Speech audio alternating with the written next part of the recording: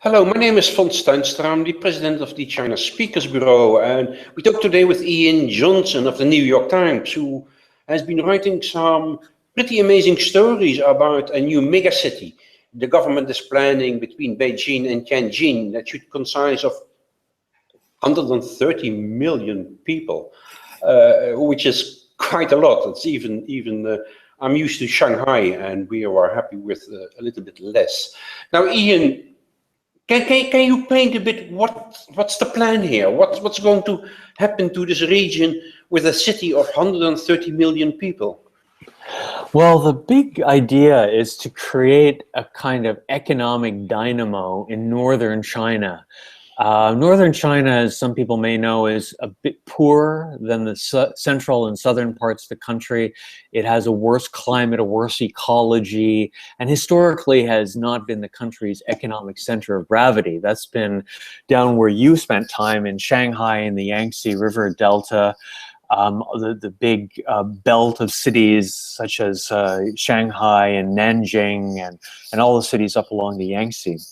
And then down in the south, you have the Pearl River Delta, which is sort of you could include Hong Kong, but certainly Guangzhou, Shenzhen, and so on.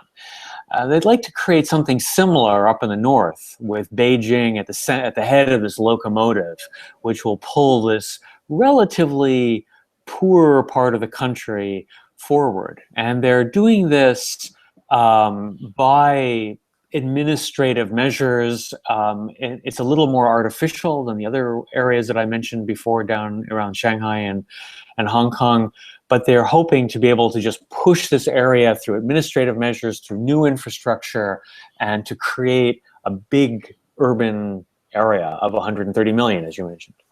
And it will also be one government. I don't think they can have one administration, can they? No, they won't have one administration. Just like the other two areas have separate administrations. They'll still be Beijing and Tianjin, which are essentially on the level of provinces. They're city-states, and then there's the province of Hebei, which surrounds both of those cities. And these three areas will remain, but they hope to coordinate a lot better. Right now, they have roads that are running from one area and it's not connecting at the border. They don't have highways connecting all the cities. They don't have high-speed rails connecting all of the cities. And this is being built out right now. And as we know, China can do infrastructure really well. So we're already seeing high-speed rail that's due to open up later this year, that's going to link up key parts of this region. And one part of this region is going to host the Winter Olympics in 2022, and that's going to give a big boost to infrastructure as well. So the Winter Olympics is also one of the key points to promote this area. Yes, tourism for sure, and they're trying to have green areas, green belts around the cities where these wealthy urban people can go and play. So skiing and hiking and stuff like that as well. Do you see any opportunities for foreign companies to join the bandwagon here? Yeah, I mean, I think probably not so much in the infrastructure area, though that's clearly going to be primarily built by the Chinese companies. And indeed, of course, we know Chinese high-speed rail is being exported. So I don't think they're going to be importing technology for that. But I think that there's opportunities for companies that are maybe not thinking of this area as a region.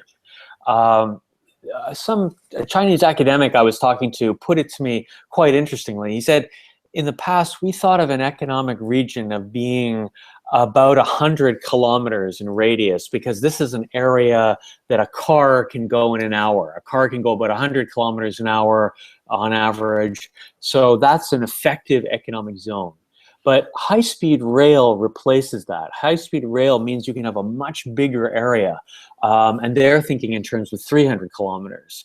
So you can have effective synergies, and you don't have to be, say, in Beijing. You can be in a city like Baoding in Hebei province. And because high-speed rail means you can be in Beijing in half an hour. You can, and in Shijiazhuang, a city which is quite far south of Beijing, it's just an hour by rail to Beijing. So this, I think, can make foreign companies think a little more broadly in terms of this economic zone.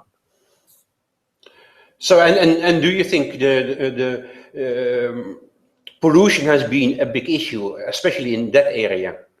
Yeah, pollution is a big problem, and it's a reason why they're trying to promote this. They're hoping to get rid of the polluting industries, at least ratchet it down. You've already seen the steel industry has been reduced, scaled back, at least in this area, quite a lot.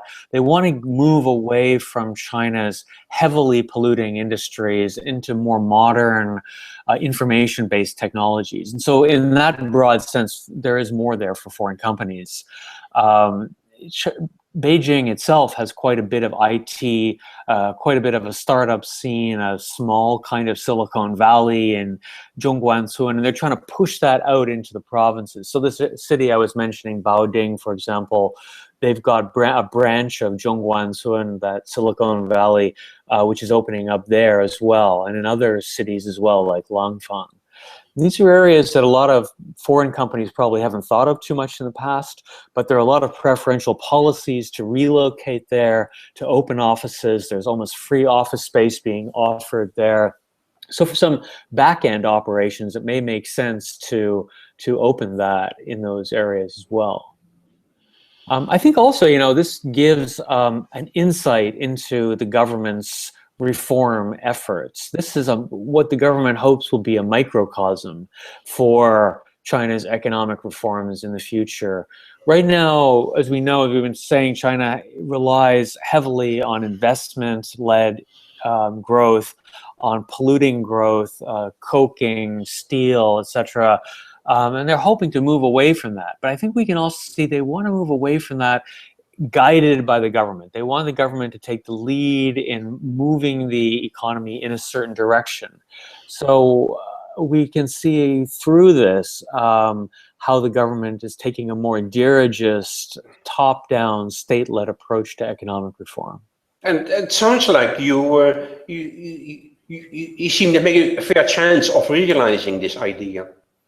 I think they'll get the infrastructure, for sure. Right now, the infrastructure is a mess. One of the cities I went to look at is just across the border from Beijing. They have tens of thousands of commuters who go into Beijing every day, but there is not one good bridge. There's only one good bridge. There's not enough highways. There's no subway or light rail, but they will get that right. And I think they will create the backbone, the skeletal structure. Now, whether the rest of it works or not, that's something that's harder to predict. But I think they'll get the infrastructure right, and I think that can have implications for northern China for sure.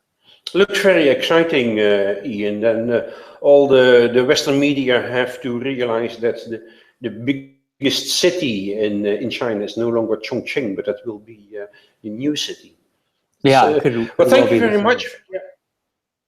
Yeah, thank you very much for your insights here, Ian. And if you are interested in more stories like this from Ian, then do get in touch with the China Speakers Bureau. Thank you very much, Ian, and talk to you later. Okay, thanks. Talk soon.